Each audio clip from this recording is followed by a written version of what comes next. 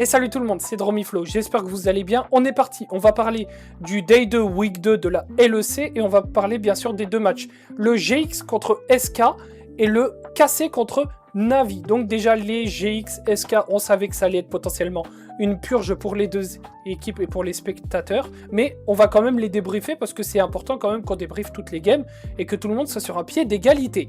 Après, il y a le KC contre Navi. Donc là, on va retrouver les KC contre une équipe enfin milieu, voire bas de tableau. Est-ce que les KC vont pouvoir stomp les Navi ou est-ce que les Navi vont pouvoir leur prendre une game? On ne sait pas. C'est très important de voir cette équipe Navi, voir si elle a perdu du poil de la bête ou pas, ou si elle en a regagné. L'arrivée de Rilesh, encore une fois dans cette ligue, me fait énormément de bien parce qu'il a fait un très bon BO. Et on va débriefer ça tout de suite. C'est parti pour le GX SK. Et donc on est parti pour parler de cette game 1 dans le SK contre GX. Donc en early, les SK prennent un plutôt bon lead. Ils prennent 3 cagoles d'avance très tôt. Ils prennent 2K à 16 minutes.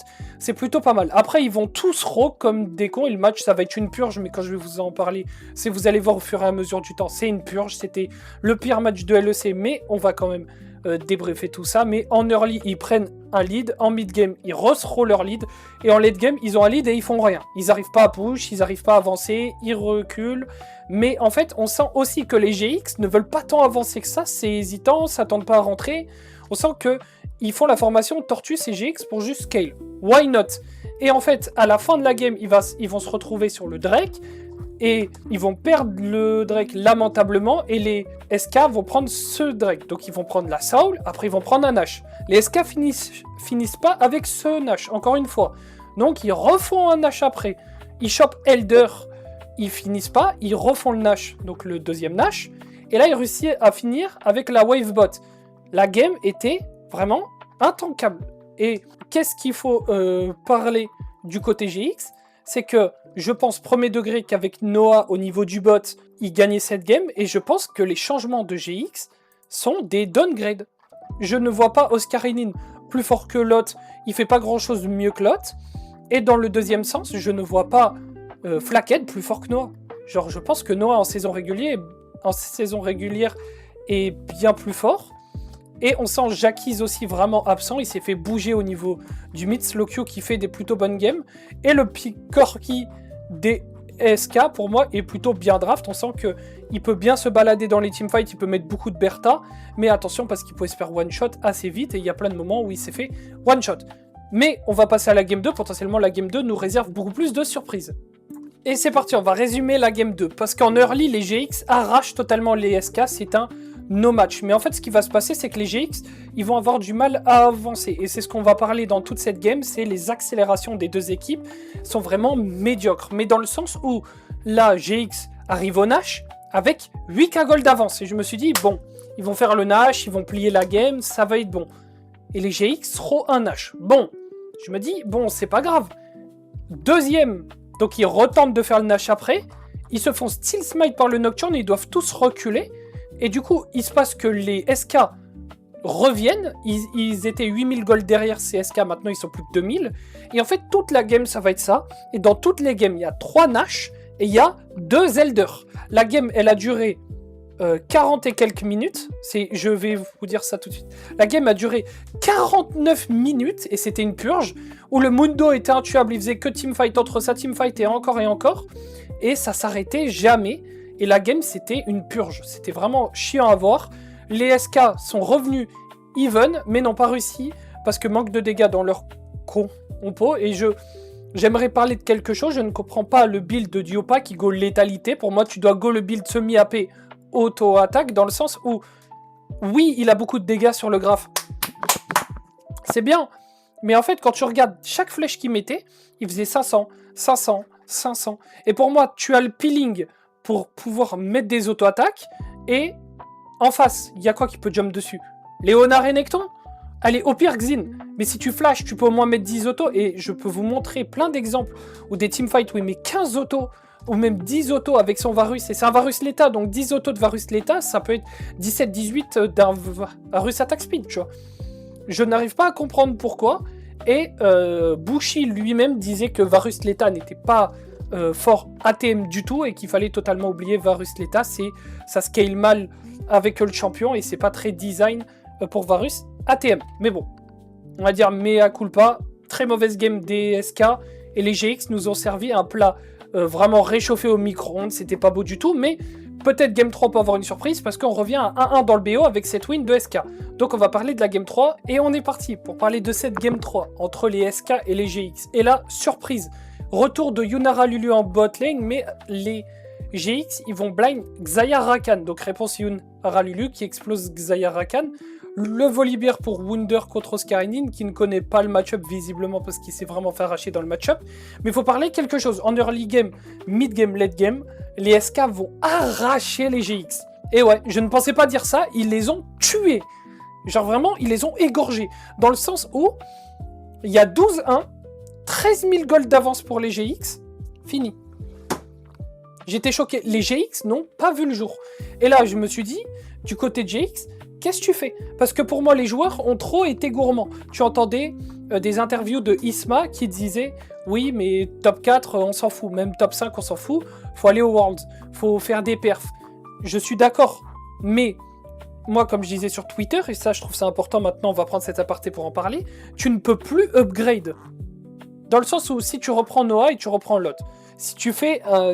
si tu reviens dans le roster précédent, qui tu pouvais prendre meilleur que Lot? Nak-Nako. Est-ce que Nak-Nako va aller chez GX? Non, je pense pas. Ok, tu peux pas upgrade au niveau du top. Pas possible. Tu peux prendre Rooster à la limite, mais tu avais déjà les deux Coréens, donc c'était pas possible. Au niveau de la jungle, est-ce qu'il y a meilleur qu'Isma?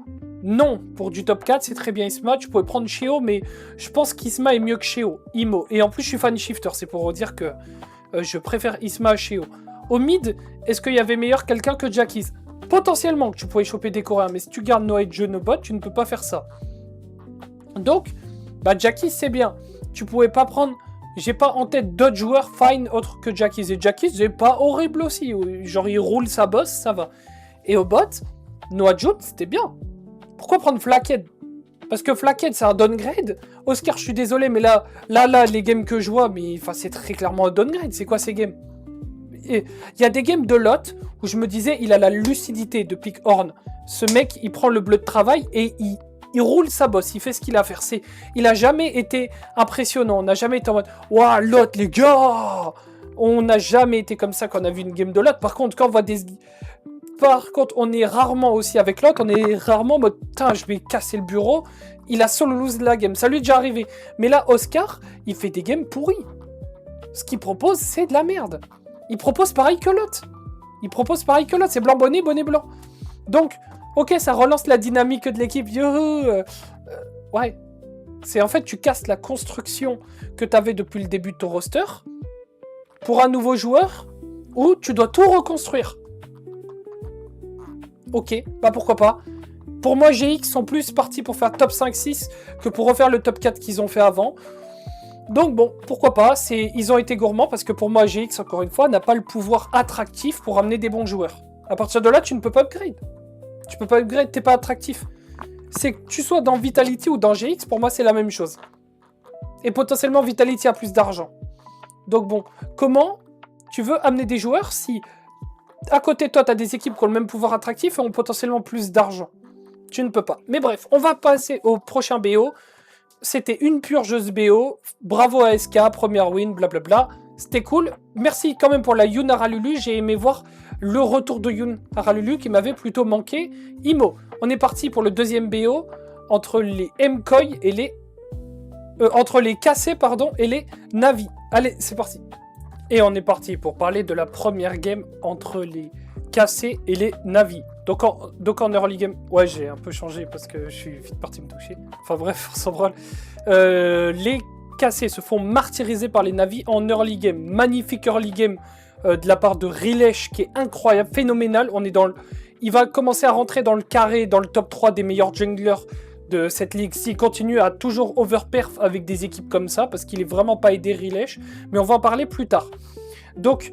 les Navi en early game, ils vont détruire les KC. Mais quand je dis détruire, ils vont passer 6 à 7k gold up. Ils vont prendre le Nash. Et là, sur la top wave, je me suis dit, ils vont potentiellement finir cette game. Pas du tout. Et là, Yai qui arrive à trouver un petit catch sur Ant Samedi. Donc, Ant Samedi, il va mourir. Et quelque chose à souligner dans cette game, c'est la performance d'Yeu sur sa Syndra qui fait vraiment une game sensationnelle. Et aussi, je trouve que Kalice tu fais pas un mauvais BO en soi parce que vraiment il y a énormément de decision making de sa team qui font qu'il peut pas faire grand chose, mais il fait quand même pas mal d'erreurs. Mais grosse game de Kalice, grosse game de Yehou, Yai qui arrive à trouver du coup ce catch sur le Ezreal, et là gros shutdown donné, et là après t'as Mainter du coup il sait pas quoi faire, il est là en mode je fais quoi les gars. Il se retrouve avec son Rumble en plein milieu de la midwave for no reason, il se fait catch, il donne 1k gold. Et là les Navi du coup ils sont plus qu'à 2k gold up alors qu'ils étaient 5 à gold up. Et du coup les cassés vont arriver à revenir. Encore des catchs à droite à gauche, Yai qui arrive à prendre ce Drake. Mais on sent du coup que les Navi en fight au bout d'un moment, ils arrivent plus à accélérer. Et tu sens que la compo cassée a enfin scale. Tu sens que le Victor a des dégâts, tu sens que la Syndra a des dégâts. Et en fait les Navi... Rilesh a pas d'RM, c'est normal, il peut pas faire d'RM. Mainter a pas d'RM, Ezreal, il a à peine un tick RM, mais ça change pas grand chose. Et la Cassio, elle a des boots R3. Donc là, les dégâts AP de Cassé sont énormes. Ils vont faire énormément de dégâts. Et ils vont réussir à comeback cette game à 6k gold de retard. Et les Navi, ils vont perdre cette game 1. Mais il faut quand même saluer Yehou qui fait une game de Syndra sensationnelle. J'ai rarement vu des perfs sur Syndra comme ça. Et franchement, bravo Yehou, parce que là, c'est une game Syndra, moi, que je me suis review, parce que j'adore voir des gameplays Syndra. Et j'ai regardé, bon, de loin, parce qu'il n'y a pas les previews, j'en suis fortement dégoûté, j'aurais bien aimé voir sa phase de lane. Mais Yehou, c'est à regarder dans tous les livres d'école. On va passer sur cette game 2. Est-ce que les Navi vont pouvoir comeback? Parce que les Navi ont fait un bon early game. Il manque plus que la finition. C'est bien d'avoir un bon early, c'est bien de choper le ballon, c'est bien de tirer au but, mais il faut marquer le but. Donc est-ce que les Navi vont pouvoir marquer ce but? On va voir ça tout de suite. Et on est parti pour le débrief de la game 2. Donc la game 2, il y a eu des pics assez particuliers parce qu'on prend Jhin, Anivia, Skarner. Donc Skarner, bonne réponse à Lee-Sin. On va prendre le Zayn contre l'Ambessa au niveau du top. J'en parlerai de Zayn parce que je ne pense pas que ce soit un bon champion, mais on va en discuter après. Anivia en réponse à Taliyah. Donc c'est plutôt...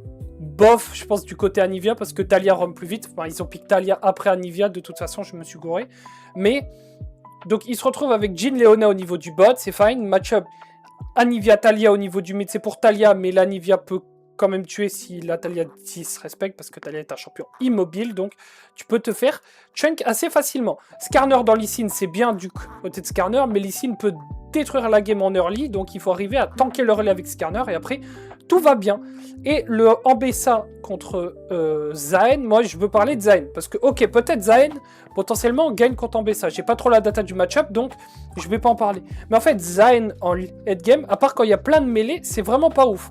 Et là, il y avait plein de mêlées, là je suis d'accord avec vous, mais en fait, il faut du setup pour le Zayn, parce que le Zayn ne peut pas courir dans 5 personnes comme ça de manière random, dans le sens où déjà, comment il va parvenir jusqu'aux gens? Il a pas d'ulti Vi implémenté dans sa Ambessa, dans son Zayn.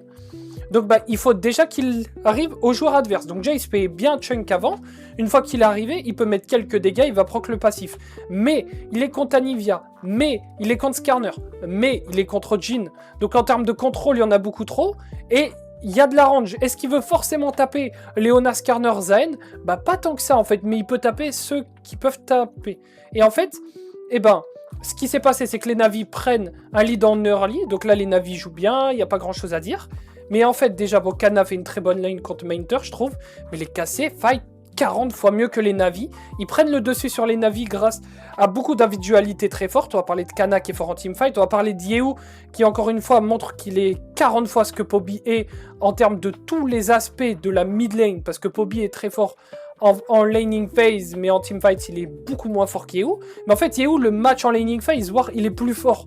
Donc en fait, à partir de là, le point fort de ton joueur devient un point faible, et le point faible de ton joueur devient un point très faible. T'as l'impression qu'il a 4 vital autour de lui, perma. Et donc en fait, du coup, Poby va pas servir à grand chose, il va pouvoir faire ses petits roms, il va faire sa game. Mais celui qui fait une mauvaise game, c'est plutôt Parus. Samd fait ce qu'il peut, mais Parus et Maintor sont vraiment à incriminer dans ce BO parce qu'ils font pas un bon BO, même si Poby produit pas ce qu'il devrait produire de manière classique, il devrait faire beaucoup plus avec sa Taliyah, mais c'est Poby, c'est pas un très grand mid laner non plus. Donc les cassés vont gagner 2-0 avec cette draft, sans forcer, ils vont écraser les Navi 2-0. Mais moi j'aimerais poser un coup de gueule pour les cassés, c'est qu'ils arrivent à chaque fois derrière en early, et ils gagnent les teamfights parce qu'ils sont meilleurs. Et je pense que si on veut casser aux Worlds, envoyer casser jouer les Worlds, focus sur le putain d'early game. Meilleur early, meilleur skirmish early, meilleure compréhension de la tempo et de la position en early. Arrêtez de défendre des wards qui n'ont pas besoin d'être défendus parce que des fois, les cassés, ils défendent des wards qui mènent à rien. En fait, les wards, elles donnent de la vision. Et défendre une ward 30 secondes avant qu'elle despawn, ça n'a pas d'intérêt. Laisse-les péter cette ward. Qu'est-ce qui va se passer? Il te restera 20 secondes de vision. Qu'est-ce que ça va donner 20 secondes de vision dans une ward, dans le mid-bush bot-side, alors que tu as clear ta bot-side? Rien. Ton ADC se fait dive, ok, bah tu vas clear tout top et tu vas cross map top. Si ton Jhin il passe un peu derrière, est-ce que c'est si gênant que ça, sachant que tu as des dégâts AD? Avec le Skarner, tu as des dégâts AD. Avec la Ambessa, t'es fine. Et oui, il faut miser sur ce Jhin parce que Jhin dans leur compo est bien. J'entends, donc tu défends cette ward, mais il y a plein de contestations de vision ou de défense de vision qui sont un peu random en early. Et moi, et l'idée de dire que il faut comprendre des fois quand ton Jhin peut pas se faire dive, quand ta Leona est bot et que ton Jhin est bot, c'est pas Lee Sin, Ziggs, Camille qui vont dive niveau 3 Jhin, parce que si Leona est là et qu'elle fait écran, au pire, t'as le EE de Camille, bah Leona flash sur le Jhin pour prendre le EE de Camille, elle met tout le combo et la Camille explose. Parce que tu peux pas all-in comme ça la DC de Jhin avec Camille quand t'as Leona, parce que tu te manges un gros Rod of CC et tu te fais one tap. Donc, énormément d'erreurs comme ça, de mini compréhension de tempo et de macro du côté de Cassé, de qui doit être où, et en termes de vitesse sur la carte, on sent en early, c'est lent. Et je ne sais pas c'est dû à quoi, parce que les joueurs accélèrent beaucoup plus en mid-game et en late-game, et en early, tu sens souvent ils sont en pleine bourre. Donc ça, c'est un truc qui sera à voir avec le coaching staff Cassé, et j'espère qu'ils vont faire un énorme boulot là-dessus. Donc c'est la fin de ce LEC. J'espère que les games vous auront fait kiffer, j'espère que le débrief est pas trop long. Et sur ce, c'était Dromy, je vous fais des gros bisous, tchou bye.